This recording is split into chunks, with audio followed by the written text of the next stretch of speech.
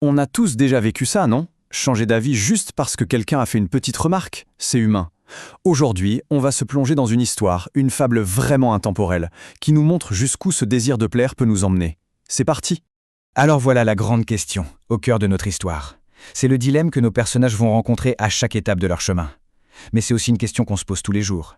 À quel point est-ce qu'on laisse l'avis des autres influencer nos propres choix? Allez, imaginez un peu la scène. On a un jeune couple marié depuis une semaine à peine. Ils sont pleins d'espoir et ils commencent le long voyage pour rentrer dans leur village.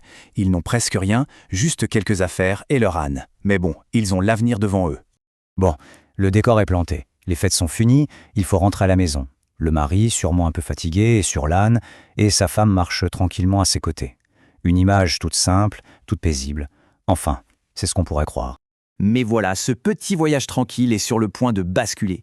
Ils ne s'en doutent pas encore, mais chaque personne qu'ils vont croiser va devenir une sorte de juge, et chaque jugement va mettre leur jeune couple à l'épreuve. Et bim, la première flèche. Un groupe de voyageurs les voit et, instantanément, porte un jugement. C'est fou, non? Cette facilité qu'on a à critiquer les autres sans rien connaître de leur situation, de leurs raisons. Et là, regardez la réaction du mari. Pas de défense, pas d'explication. Il entend la critique et l'accepte tout de suite, comme si c'était la vérité absolue. Il ne se dit pas « Attends, j'ai mes raisons ». Non, il pense juste « Ils ont raison ». Et hop, la conséquence ne se fait pas attendre. Pour que les critiques s'arrêtent, il descend et il laisse sa place à sa femme. Voilà, problème réglé. Du moins, c'est ce qu'il croit. Bien sûr, ce n'était que le début. Le couple pense avoir trouvé la bonne solution, mais ils vont vite apprendre une leçon assez difficile. En voulant satisfaire un groupe, on s'expose directement aux critiques du groupe suivant. Et le tourbillon ne fait que commencer. Et voilà un nouveau groupe qui arrive, avec une opinion complètement opposée. Ce qui était vu comme un geste de gentillesse il y a à peine une minute est maintenant vu comme de la faiblesse. Et l'épouse, elle, passe du statut de victime à celui de tyran. La perception, c'est vraiment quelque chose d'étrange. Et le même schéma se répète, exactement la même pensée. Eh bien, ils ont raison. Et l'action suit, c'est presque un réflexe. Il ne cherche même pas à discuter. Il obéit simplement à la dernière opinion qu'il a entendue. Alors, leur nouvelle stratégie? La neutralité totale. Pour ne vexer personne, eh bien personne ne montera sur l'âne. L'animal marche devant, le couple suit derrière. En théorie, c'est la solution parfaite. On ne peut pas critiquer ça, n'est-ce pas? Eh bien si, en fait. C'est tout à fait possible de critiquer ça. Leur tentative de trouver un juste milieu est maintenant vue comme de la pure bêtise. Ils ont un âne, fait pour porter des choses, et ils marchent à côté. L'ironie est juste parfaite. On connaît la chanson maintenant. Eh bien, ils ont raison. Le mari, complètement à court d'idées, applique à la lettre la logique des derniers critiques. L'âne est fait pour porter, alors qu'il nous porte tous les deux. Et là, on entre dans la dernière phase, le summum de l'absurde.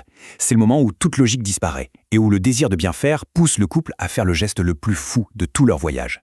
Et voilà que l'attention se déplace encore. Ce n'est plus le mari ni la femme, mais le pauvre âne qui est au centre de tout. Le bien-être animal devient soudain une priorité. Alors que faire? Le mari a tort, la femme a tort, marcher à côté est idiot, et monter à deux, c'est cruel. Le dilemme est total. Et la solution, la voici. Dans un éclair de génie, ou de folie plutôt, ils décident de porter l'âne. Oui, on a bien entendu. Ils le hissent sur leurs épaules. Cette image à la fois drôle et tellement triste, c'est le point final de la logique quand on essaye de plaire à absolument tout le monde. Et là, c'est le coup de grâce, la remarque finale, aussi courte que dévastatrice. Après avoir tout essayé, tout changé pour échapper au jugement, ils reçoivent la critique ultime. Ils ne sont plus maladroits ou bêtes. Non, ils sont devenus, aux yeux des autres, des ânes eux-mêmes. Bon, l'histoire est finie, mais sa signification, elle, nous fait que commencer. Parce que cette petite fable, c'est bien plus qu'une anecdote. C'est en fait un miroir de nos propres vies et de nos relations avec les autres. Alors, au final, qu'est-ce qu'on retient de tout ça? Qu'est-ce que ce voyage absurde nous apprend vraiment sur la nature humaine et sur notre propre tendance à toujours chercher l'approbation des autres? La leçon la plus claire, c'est celle-ci. Vouloir plaire à tout le monde est une mission impossible. L'histoire le démontre de la manière la plus radicale qui soit. Peu importe ce qu'on fait, comment on le fait, il y aura toujours quelqu'un, quelque part, pour y trouver à redire. L'histoire se termine sur cette phrase « laissée en suspens ». C'est une invitation en fait pour que chacun la complète. Quel est le prix à payer quand on abandonne sa propre boussole pour suivre les vents changeants de l'opinion publique? C'est sur cette question qu'on va se quitter.